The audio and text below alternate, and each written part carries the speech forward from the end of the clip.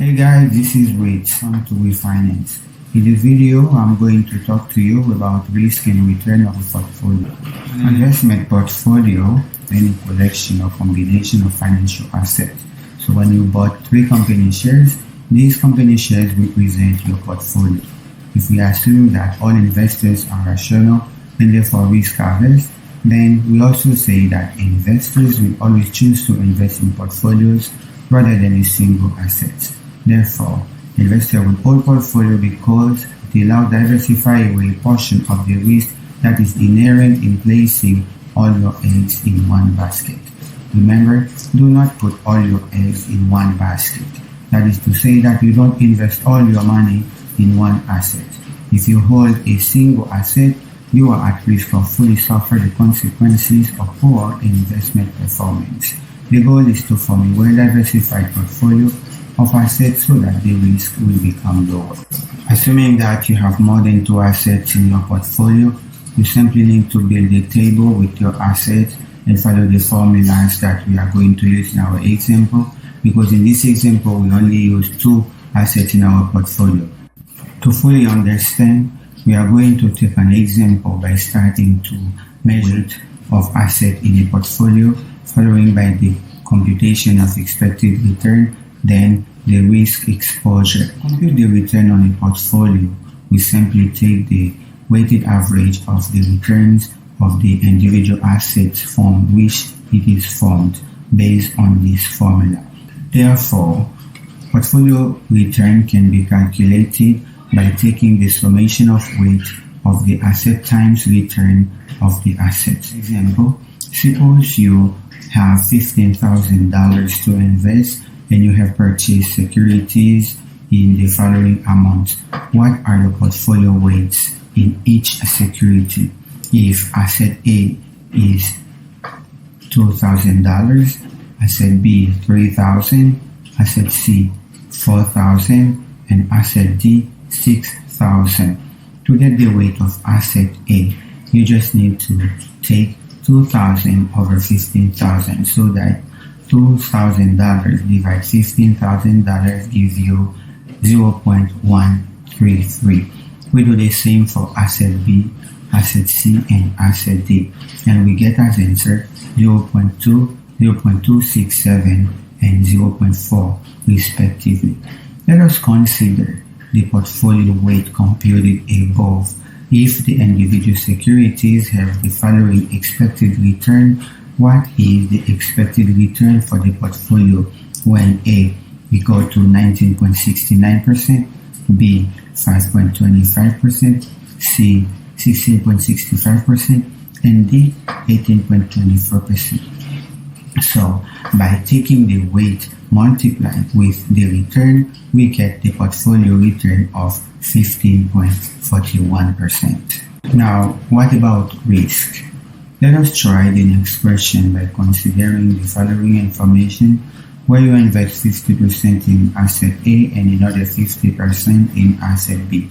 The asset return for each state of economy are estimated as boom, which means good time, and burst defines bad time or maybe inflation or recession. Compute the return and standard deviation for each asset, then for the portfolio. Remember, to calculate the portfolio standard deviation, we apply this formula. Let's recall that standard deviation equals to the square root of the variance. So by removing the square roots, we can compute the variance. First of all, let us calculate the expected return and standard deviation for each asset by taking 0.4 times 30% plus 0.6 times negative 10%, and we get the answer of 6%, which means that the expected return for asset A is 6%. How about the variance? We take 0.4 times 30 minus 6, square it, plus 0.6 times negative 10 minus 6, square it. Then we get the variance of asset A equal to 384. Then we open the square root of the variance and we get the standard deviation of A equal to 19.6%. Then we get the return. We follow the same example for asset B. We get the return for asset B equal to 13% and the standard deviation 14.7%. We further get the expected return and the standard deviation for the portfolio. The first step is to estimate the portfolio return in BOOM, taking 0.5 times 30 plus 0.5 times negative 5, and the answer is 12.5%. Then we calculate the portfolio return in burst by taking 0.5 times negative 10 plus 0.5 times 25%. Then we get 7.5%. So the expected return for the portfolio can be estimated by taking 0.4 times 12.5% plus 0.6 times 7.5%, and the answer is 9.5%.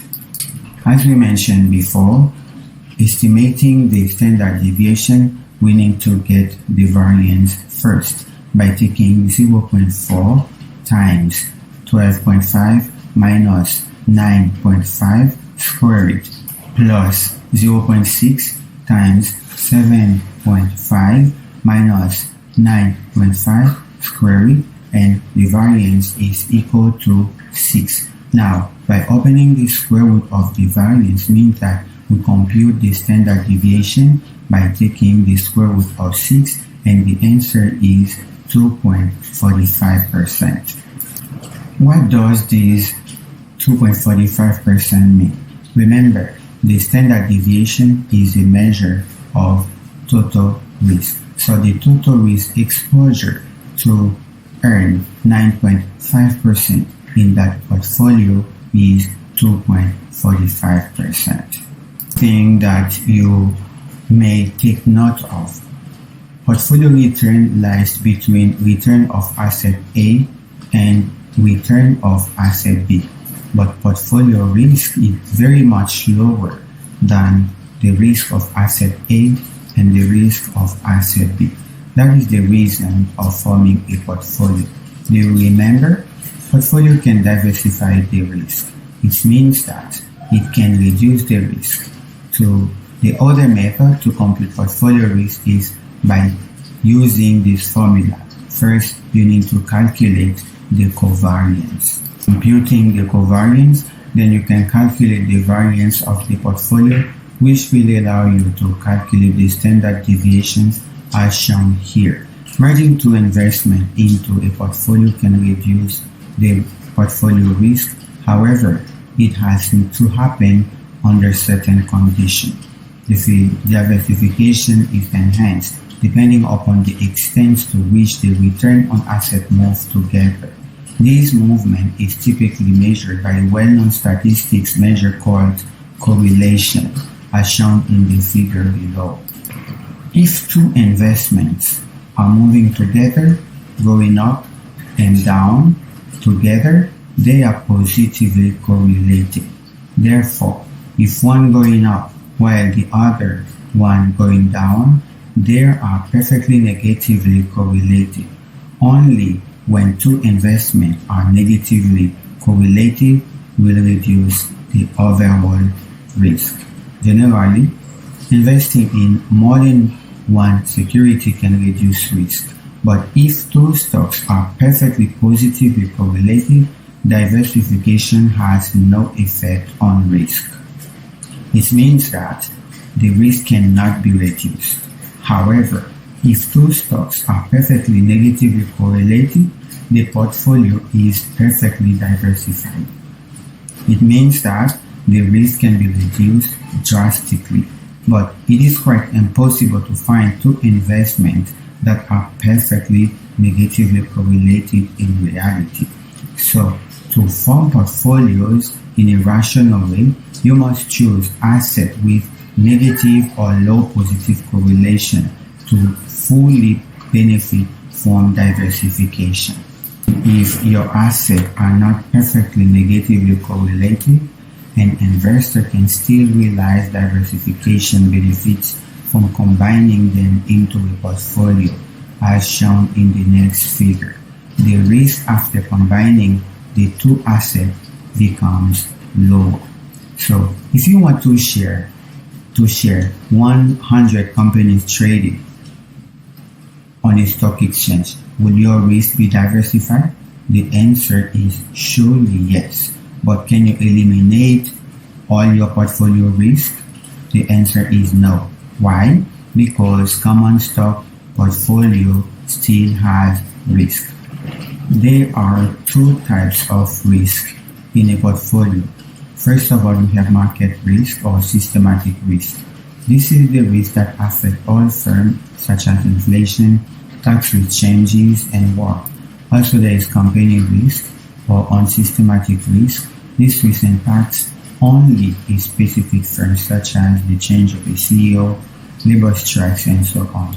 Out of these two types of risk, only unsystematic risk can be reduced or eliminated through effective diversification. Market risk is also called systematic risk or non-diversifiable risk. This type of risk cannot be diversifiable. For example, unexpected changes in interest rates, inflation rates, tax rates, foreign competition, or the overall business cycle. That's why it is also known as relevant risk. To measure market risk, we use beta.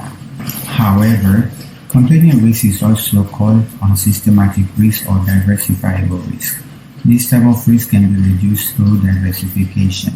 For example, company's top management die in a plane crash. Company's labor force goes on strike. Huge oil tank burst and flood the company's production area. So, if you invest in 10 companies, when one company has some problems, it may not affect your portfolio very much. This is what we call diversification. Therefore, if you have 20 to 30 company shares, your diversifiable risk will be reduced to the minimum. But for the portion of undiversifiable risk, it is always constant and cannot be reduced no matter how many company shares you combine into your portfolio. Besides, diversifiable risk plus non-diversifiable risk equals to the total risk. Standard deviation basically is a measure of total risk. If you hold a portfolio of domestic assets only, your risk is still higher. But if you can hold a portfolio of both domestic and international assets, your risk will become lower because investments from different countries may not move together. When they don't move together, risk will be reduced. As a summary, systematic risk and unsystematic risk. The opposite of systematic risk is unsystematic risk, obviously, which affects a very specific group of securities or an individual security. Unsystematic risk can be mitigated through diversification, while systematic risk can be thought as of the probability of a loss that is associated with the entire market or a segment thereof. Unsystematic risk refers to the probability of a loss within a specific industry or security. As we know, the market compensates investors for accepting risk, but only for market risk. Company risk can and should be diversified away. Market risk cannot be eliminated through diversification because the variability is caused by events that affect most stocks similarly. Standard deviation of return is a measure of total risk. Beta is a measure of market risk or systematic risk. Alright guys, thank you for making it to this video. Please remember to subscribe, like, comment and share, and see you in the next.